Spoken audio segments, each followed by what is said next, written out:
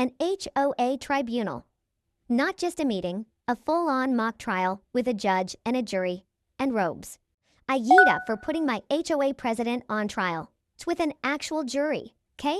So this might sound extreme, but hear me out before you judge.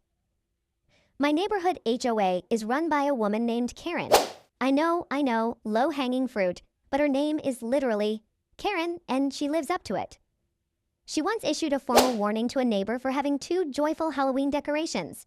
Another time, she'll find a family $200 for painting their mailbox. A shade of blue she called emotionally disruptive. Anyway, I live in a cul-de-sac where people mostly keep to themselves. That is, until Karen installed a ring cam and started live streaming HOA rule violations like she was David Attenborough narrating suburban infractions. Volume 3. Things escalated last month when she left a passive-aggressive note on my porch saying my lawn looked semi-wild. An urban safari chic wasn't on the approved aesthetic list. So I decided, after a lengthy rant in my group chat, that it was time for justice. But not just petty revenge. I wanted to expose the injustice. And that's when I got the idea. An HOA tribunal. Not just a meeting, a full-on mock trial with a judge and a jury, and robes. There would be robes. We would hold it in my garage, which I transformed into a courtroom using my daughter's old dance, recital curtains, and some chairs I borrowed from the local community center. I printed out summonses and slipped them in the mailboxes of the 9 other homeowners requesting their civic duty in the case of the neighborhood versus Karen T. Johnson.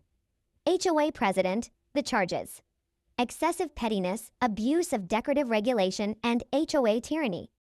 7 people showed up. 1 guy brought popcorn. My friend Dave wore a suit he hadn't used since prom. It was happening. Karen, of course, stormed in 5 minutes late demanding to know why people were trespassing on legal decorum. This, I said, gesturing to the dramatically lit garage, is an assize.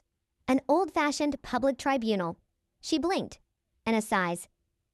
What are we in 1300s France? Closer to 1375 England, but point taken, I said. You may represent yourself or appoint counsel. You'll be given a fair trial.